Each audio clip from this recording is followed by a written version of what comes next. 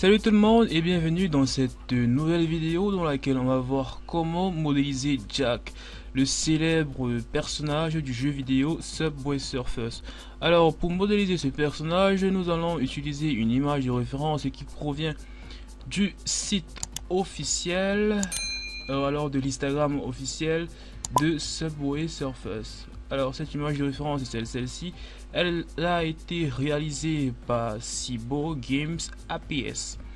Vous pouvez retrouver cette image en description de la vidéo ou alors vous pouvez aller sur le site, sur l'Instagram officiel de Subway Surfers afin de télécharger cette image. Mais personnellement, moi j'ai téléchargé cette image sur Facebook, mais malheureusement je n'ai pas trouvé le lien pour vous mettre en description de la vidéo, raison pour laquelle j'ai mis l'image en description de la vidéo.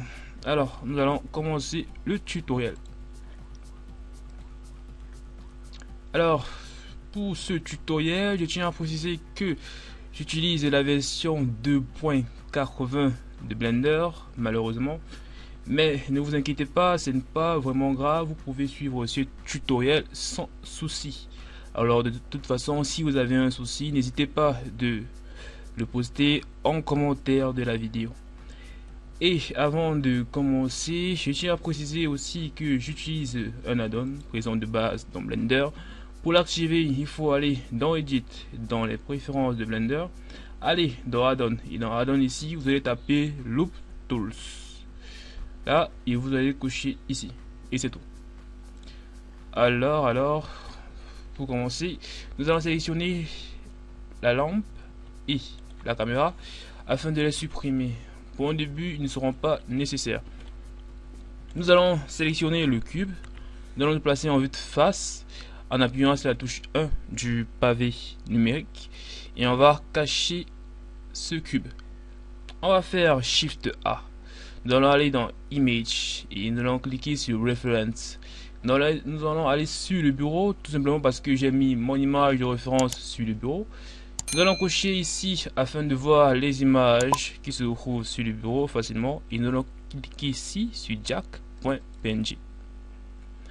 Après avoir importé notre image de référence, nous allons sélectionner l'outil de Move, l'outil de déplacement là en haut, et nous allons appuyer sur la touche CTRL afin de faire un déplacement plus contrôlé.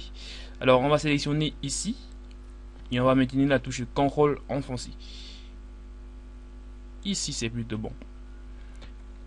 Pour continuer, on va aller dans les paramètres de l'image ici. Nous allons cocher Use Alpha pour pouvoir diminuer l'opacité de cette image. Alors ici, on va cliquer et on va mettre la valeur point croix. On valide. On va sélectionner le déplacement sur l'axe des X ici. Et maintenant la touche Shift enfoncée et on va positionner cette image au centre de l'axe des Z comme ceci. On va continuer, on va se placer en vue de profil en appuyant sur la touche croix. On va faire Shift D. On va faire une rotation à présent R sur l'axe des Z. Ensuite 90 degrés du pavé numérique. Sur la vue de profil, nous allons placer l'image de Jack qui correspond aussi à la vue de profil. Raison pour laquelle ici on va déplacer cette image sur l'axe des Y comme ceci. Là c'est plutôt bon. On va retourner sur la vue de face et on va également bien placer cette image ici. Là c'est juste pour des raisons d'esthétique. On part en vue de profil, c'est bon. On part en vue de face, touche 1 et c'est bon. À présent on va faire revenir notre cube, on va le scaler et on va le déplacer sur l'axe des Z. On va le placer ici vers les épaules du personnage. Ici on va scaler et on va encore faire un déplacement sur l'axe des Z. On va aller en Edit Mode. En Edit Mode ici, on va sélectionner un vertice ici en bas. On va faire B pour le bord select et on va sélectionner les 4 vertices qui se trouvent là. On repart sur la vue de face et on va faire un scale. Ici, sur l'axe des X. On va faire un déplacement sur l'axe des Y. Comme ceci. Et c'est plutôt bon pour l'instant. On va aller en vue de profil. On va faire un déplacement des vertices sur l'axe des Y. On fait B pour le box select afin de sélectionner ces 4 vertices également. Et on se déplace sur l'axe des Y. Actuellement, nous sommes en wireframe. Et pour aller en wireframe, il faut appuyer sur la touche Z. Comme ceci. Si j'appuie de nouveau sur la touche Z, je reviens en vue de solide. Si j'appuie encore sur la touche Z, je repars en wireframe. Ici devant, on va sélectionner un vertice. On va faire B pour le box select et on va déplacer ce vertice sur l'axe des Y. Comme ceci. De manière à être proche du personnage. Alors ici, comme il y a les habits, je vais plutôt me placer plus près du corps du personnage. Ok, ceci étant fait, on va revenir en vue de face. On va sélectionner ce vertice. On va faire B pour le box select. On va également faire B pour un autre box select afin de supprimer son voisin qui se trouve ici. Et on va faire S, ensuite X. On fait un scale sur l'axe des X. Comme ceci.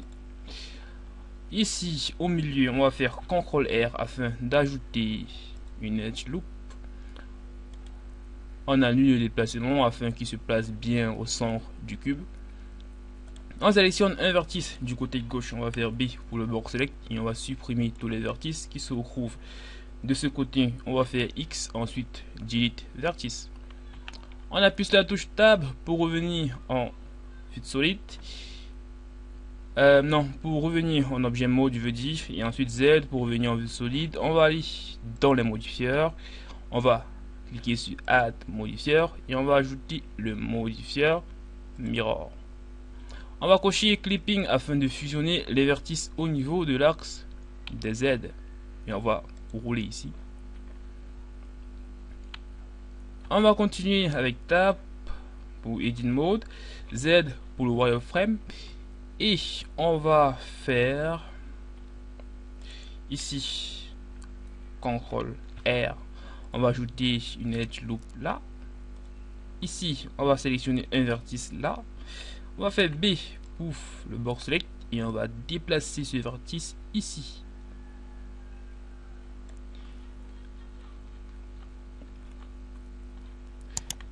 De même, ici en haut, on va faire CTRL R. Ici, on va ajouter une edge là. Ici, on va sélectionner ce vertice. On va faire B pour le box select. On va déplacer ici. Déplacer sur l'axe des Z. On va faire encore CTRL R là. On va faire S, Z, 2 0 afin d'aplatir ces vertices. Et on va les déplacer sur l'axe des Z. On va faire CTRL E afin de faire glisser les edges, les vertices ou alors l'edge loop. Ici, on va faire edge slide. Comme ceci. Vous voyez que là, on va s'arrêter à cet endroit. Et on va déplacer ici.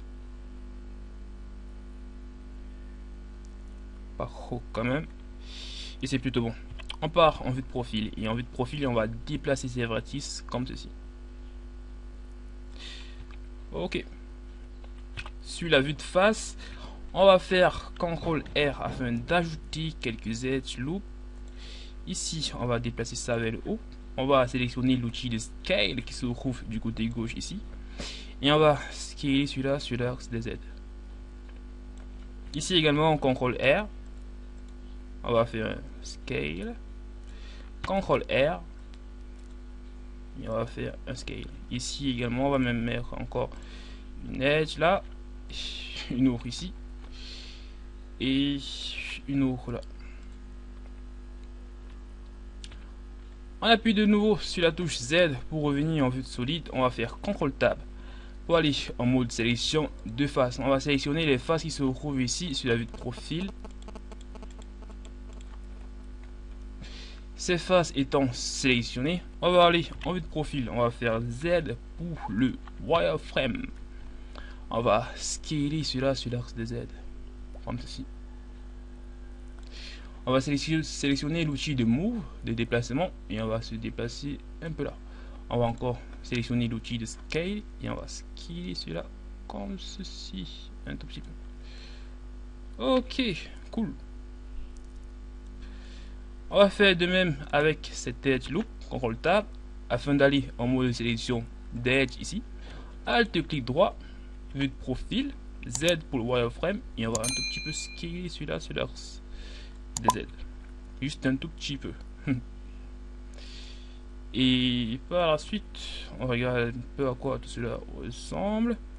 On va aller en vue de profil, on va aller en Edge Mode. On va faire CTRL R ici afin d'ajouter une Edge Loop. On retourne sur la vue de face, Z pour le wireframe, et on va scaler cette Edge Loop sur l'axe des X un tout petit peu. Pas trop quand même. Ceci étant fait, on retourne en vue solide, CTRL Tab, mode de sélection de face. On va sélectionner les faces qui se retrouvent ici en bas. Vue de profil afin de mieux voir. Ok. On va faire X. Ensuite, delete face. Vue de profil. CTRL Tab, mode de sélection de vertice. Z pour le wireframe. Ici, on va sélectionner ce vertice. Pour continuer même, on va retourner en mode de sélection l'outil de déplacement, je vais dire. Ici on va faire G, qui le fait comme ça même. On va faire ici B pour le box select et on va se déplacer là. Ici c'est plutôt mieux. On va continuer ici pour la sélection. Ici on va faire G. Ici devant, on va faire de même. On va bien placer ces vertices. Ici, toujours en sélection de ces vertices, on déplace là. Celui-ci, on le déplace. Et on va, dans un premier temps, laisser tout cela comme ceci. On va aller ici en haut. On va sélectionner, on va faire CTRL Tab, mode de sélection de face. On va sélectionner ces deux faces ici en haut. On va extruder et ensuite on va scaler. On va faire un scale sur l'axe des Y, raison pour laquelle on sélectionne l'outil de scale. Et ensuite on va déplacer ici sur l'axe des Y. On va également un tout petit encore déplacer cela sur l'axe des Y comme ceci. Et on va déplacer un peu là. On va faire EZ. Ici en haut, on va faire CTRL Tab afin d'aller en mode de sélection de vertice. On va faire Alt clic droit. Vous voyez que là on a sélectionné ces vertices, ça n'a pas tout sélectionné, raison pour laquelle on va faire les autres manuellement. Ici on maintient la touche Shift enfoncée, on sélectionne celui-ci, on sélectionne celui-ci, celui-ci, celui-ci, celui-ci et enfin celui-ci. Et on va faire un tout petit déplacement sur l'axe des Z. Ici même, on va faire CTRL R afin d'ajouter une edge loop là. On va appuyer sur la touche slash afin de mettre ce torse au premier plan. On va aller en vue de profil, Z pour le wireframe. Et ici, bon là derrière, je vous propose d'étirer cela sur l'axe des Y. On va activer le proportional editing. Et on va étirer ici sur l'axe des Y en jouant avec le facteur du proportional editing à l'aide de la roulette de la souris. On va faire de même ici. Ici, on va tirer plutôt devant. Il doit quand même avoir un fessier. Ici on tire devant. De même ici. Ici également. Là. Là. Et aussi ici.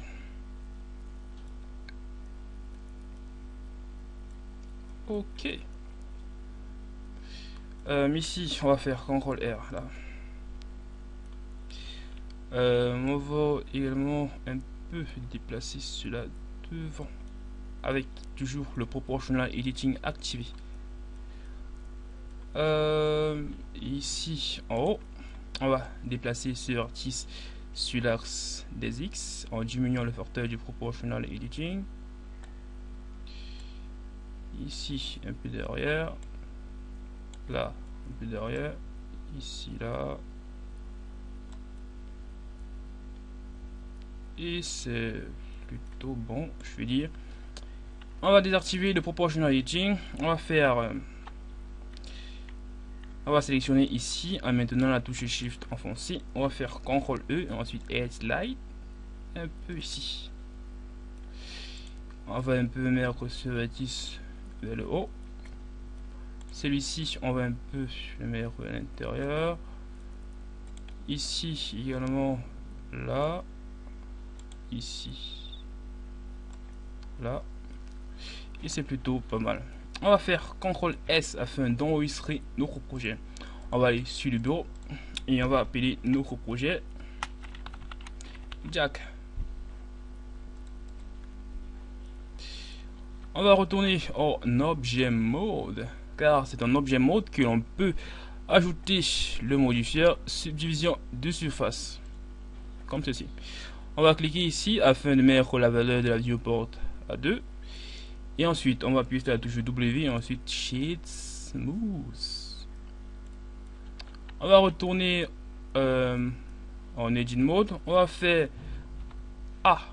On va appuyer 2 fois sur la touche A afin de tout sélectionner. On va appuyer sur la touche W et ensuite Smooth Vertice. Encore une fois, Smooth Vertice. Tout simplement parce que ici, sur les arrêts, c'était un tout petit peu trop carré. Et là, c'était pas vraiment très beau à voir. Alors, les détails qui ont été perdus, on va les rattraper. Raison pour laquelle ici, on arrange un tout petit peu. On va aller en vue de profil et on va appuyer sur la touche slash afin de faire revenir notre image de référence. Z pour le wireframe. Et on va faire ressortir les bras. Alors ici on va sélectionner ce vertice, Z pour le wireframe, CTRL plus une fois. Est-ce qu'une fois suffit? CTRL plus encore? Non. Alors une fois suffisait. On va également faire CTRL Tab, aller en mode sélection de face et sélectionner cette face ici en bas. Du coup on a sélectionné 6 faces. On va faire X, ensuite Delete Face. On va faire également CTRL Tab, mode de sélection de vertice, Alt clic droit, vue de profil. On va appuyer sur la touche W. Alors dans W, dans le menu de Loop Tools, on va sélectionner Cycle afin de contraindre cette forme pour qu'elle prenne la forme d'un cercle. C'est tout. Ici on va faire une rotation parce que là l'orientation n'est pas super jolie. Ici cette rotation va aller Z. Ici on va faire J. On va positionner les bras pour que ça corresponde plus ou moins. Vue de face. Alors. Est-ce que tout est ok avant de continuer? Ici on va faire un déplacement sur l'axe des Y. On va tout d'abord activer le mode de proportional editing. On va augmenter le facteur. Ici on va positionner cet endroit comme ceci, un peu derrière quand même.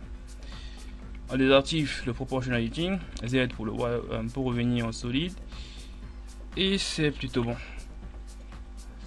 Ici devant, je me rends compte qu'il y a une forme un peu carrelée. On va la retirer tout de suite en déplaçant ce vertice derrière, déplaçant également celui-ci derrière, ici également en déplaçant celui-ci comme ceci. Ce vertice on va le déplacer un peu plus devant, et celui-ci également on va le placer un peu plus devant, de même que celui-ci. Ok, là c'est plutôt conforme.